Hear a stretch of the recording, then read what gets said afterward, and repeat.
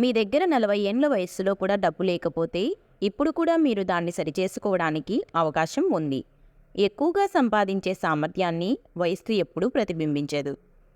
పోరాడాలనుకుంటే మీతో మీరు పోరాడండి. గెలవాలనుకుంటే మీపై మీరు గెలవండి. మిమ్మల్ని మీరు గెలిస్తే ఈ ప్రపంచాన్ని గెలిచినట్టే. కొంపలు కూల్చేవాళ్ళు మన పక్కనే ఉంటారు. మన దరిద్రం ఏంటంటే మన కుటుంబ సభ్యులు కూడా అలాంటి వారిని నమ్ముతారు. నీ మీద నమ్మకం, విశ్వాసం లేకుండా నిన్ను నమ్మని భార్యను నీవు ఎప్పటికీ నమ్మకు. సముద్ర గర్భంలో తిరిగే చేపలకు తెలియదు తమ చుట్టూ ఉండేవి రత్నాలని, అవి చాలా విలువైనవని. అలాగే మన చుట్టూ ఉండేవారికి మనం దూరమయ్యే వరకు మన విలువ ఏంటో తెలియదు. మీ మనసు బాధపడేలా ఎవరైనా మాట్లాడితే వారికి మౌనమే మంచి సమాధానం. ఎందుకంటే మీకంటే మంచి సమాధానం కాలమే చెప్తుంది. నీ ఇల్లు చిన్నదైనా నీ మనసు పెద్దదిగా ఉండాలి. నీ గుండె గుప్పెడంత అయినా కొండంత ప్రేమ ఉండాలి. నీవు డబ్బులో పేదవాడైనా గుణంలో శ్రీమంతుడిగా ఉండాలి. కలవడానికి, విడిపోవడానికి చూపించే తొందర అర్థం చేసుకోవడానికి, దగ్గరవ్వడానికి చూపిస్తే ప్రతి రిలేషన్ అందంగానే ఉంటుంది. మనకు నచ్చితే ఎంత దూరమైనా దగ్గరగానే ఉన్నట్లు మాట్లాడతాం. మనకు నచ్చకపోతే ఎంత దగ్గరగా ఉన్నా దూరంగా ఉన్నట్లు మాట్లాడతాం. కష్టకాలంలో ఆదుకునేవారు అరుదుగా ఉంటారు. వారిని వదులుకోవద్దు. అవసరం ఉన్నా లేకున్నా విమర్శించేవారు అంతటా ఉంటారు. వీరిని అస్సలు పట్టించుకోవద్దు.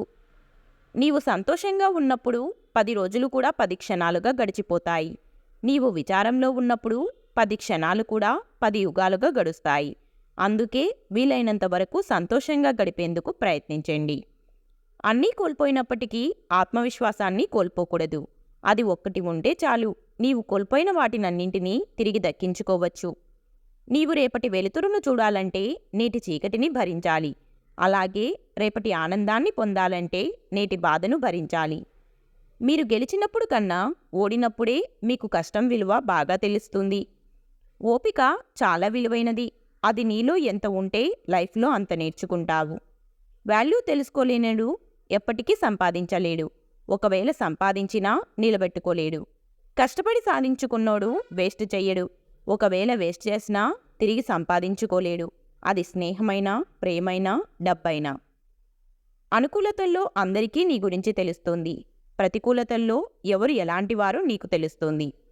మీకు సహాయం చేసిన వారిని మర్చిపోవద్దు. మిమ్మల్ని ప్రేమించిన వారిని ద్వేషించవద్దు.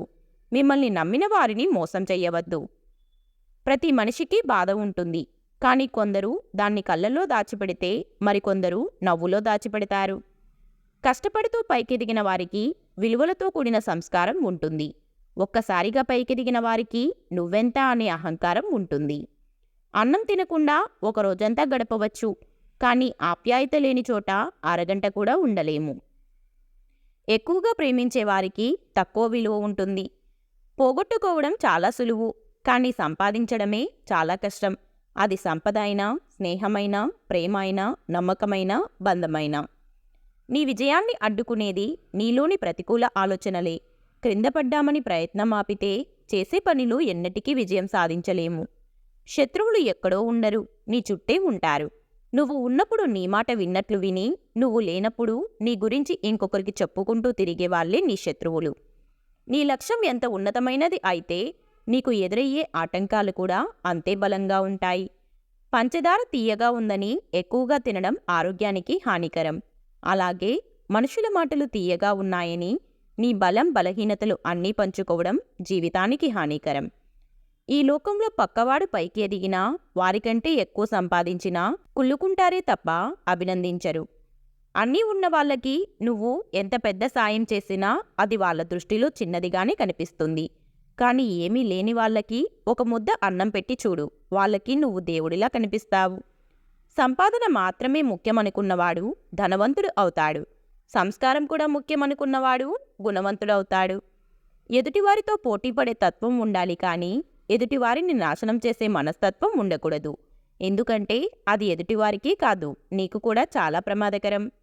ఖరీదైన వాచ్ పెట్టుకున్నంత మాత్రాన మన టైం బాగుంటుంది అనుకోవడం మూర్ఖత్వం. నువ్వేమిటో ఈ ప్రపంచానికి అర్థం కాకపోయినా బ్రతికేయొచ్చు. కానీ నీకు నువ్వు అర్థం కాకపోతే మాత్రం ప్రపంచంలో ఎక్కడా బ్రతకలేవు. మనం తలపెట్టిన కార్యం మంచిదనే నమ్మకం మనకున్నప్పుడు అవాంతరాలెన్ని ఎదురైనప్పటికీ పట్టించుకోవద్దు. జీవితంలో ఏదీ సులభంగా దొరకదు, కానీ ప్రయత్నిస్తే ఏదీ కష్టం కాదు.